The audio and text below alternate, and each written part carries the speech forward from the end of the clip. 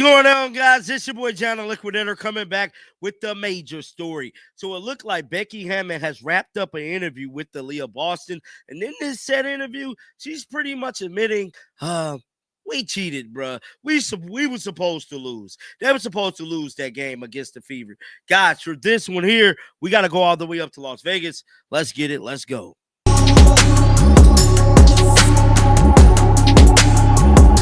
I'm here to tell you guys this, man. What a day we have had today.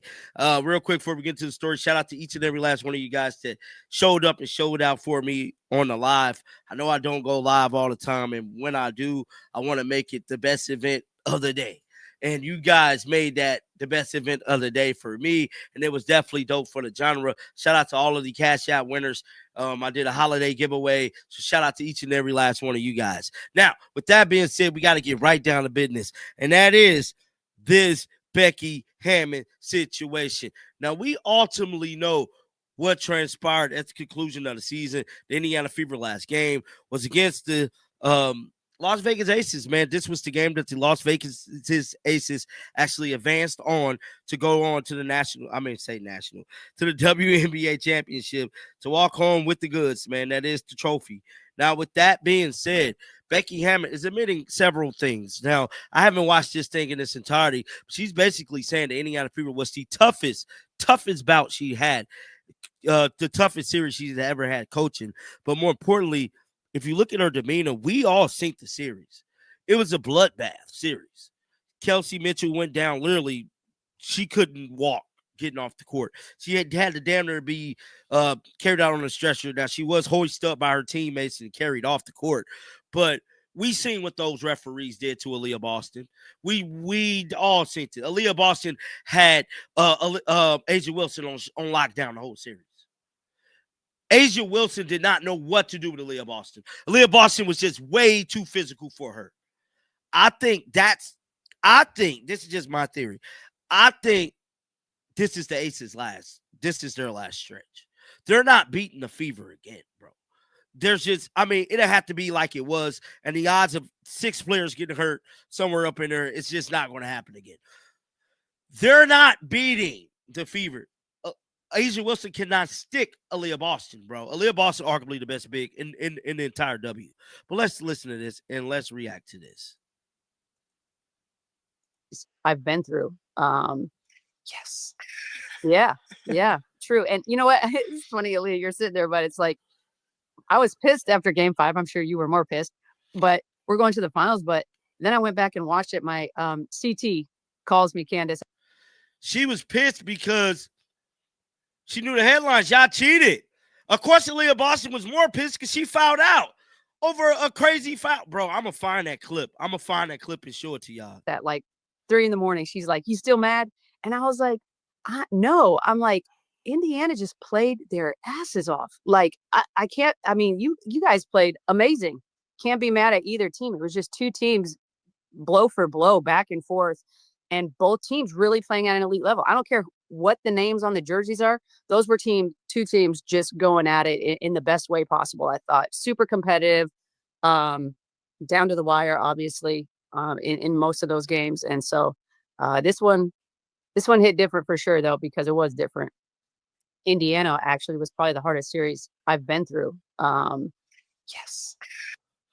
Now, that was the clip earlier.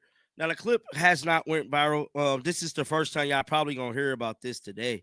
Shout out to the homeboy that added me at this, because no one's reporting on this for whatever reason, man. I don't know what these guys in this genre share stories and copies. Like, everybody's going to be talking about this, but so be it. Somebody said, I believe if the Fever had been healthy, they would have beaten the Aces. Thank you. And Phoenix also, but their time will come. Sometimes you have to go through some pain and heartbreak to climb that mountain. Ain't that the truth, brother? You got to go through a lot of pain, man. I've been through a lot of pain on this YouTube. That's why I complain the way I complain, because I've been through so much. But they don't care. Coach Becky Hammon is speaking like Kelsey Plum. There are a lot of similarities between these 2 women. It's great for her to be the WNBA champ. It would have been great for Kaylin. Now, ultimately, Caitlin Clark had her golfing thing today, bro.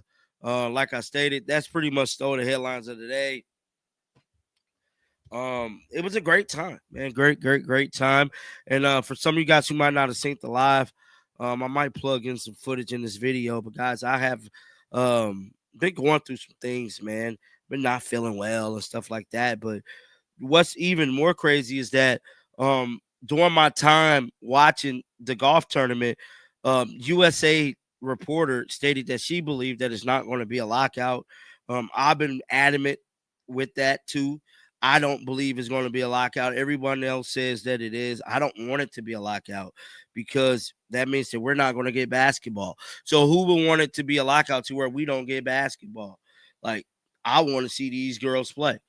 Like, at the end of the day, guys, definitely let me know your thoughts about this. Keep them bells on. I will be back first thing in the morning. And like always, man, until next time, shake the haters off. I love you guys. Peace out. You do realize that Paige and Angel and Caitlin aren't getting paid what they deserve either. And the way that you guys all come together, even despite the media literally trying to pit you against each other for a storyline, could you just speak a little bit to that sisterhood that's happening behind the scenes? Because I do want to mention that all have to agree. Like, if there is going to be a lockout or something, there are people that are like, hold on, I'm sacrificing my salary too. I don't know if I'm feeling this. Right. How is that? It's easy. Like you said, like there was just this really crazy narrative painted that we were just so jealous of this young group and they got all this money in college and they got all of this. Like, yes, they did. Oh well. Like, Who got we walked so they could run. Bro, Caitlin got all the money in college. And now they're running so this next group can sprint and fly and do whatever they want. So it's like you pay it forward. They're not getting paid what they deserve. We're not getting paid what we deserve. Them coming in has benefited all of us. Like, literally the definition of everybody eats is going on right now. Like, them bringing in all these new fans. Like, it's not an individual sport. So someone's coming in to watch Paige. Someone's coming in to watch a Juju. Someone's coming to watch an Angel, a Caitlin. There are 9 other women on the court that they are also watching as well. And if you do your job, if you show up, you're going to find yourself with some new fans. You're going to have a lot of eyeballs on you. And a lot of people have felt a way about the Indiana Fever getting all of those TV games. But the way that Fever season turned out, a lot of players that needed an opportunity got an enormous one this year. And they showed up and they showed out. And they probably will be on a WNBA roster for years to come when some of them were at home, wondering if they would ever get a chance to play in the WNBA again. So I'm not going to say that was directly linked to Caitlin Clark being on the Indiana Fever. Yes, it was. I'm done with this, guys. I'm done with this whole freaking thing. Don't nobody care about y'all if it wasn't for Caitlin Clark. Simple as that. It's just stick a fork in it. We're done. Get down in the comment section. Let me know y'all thoughts about this. Keep them bells on. I will be back with another one. Till next time, man. Shake the haters off. I'm out of here, bro. Peace out.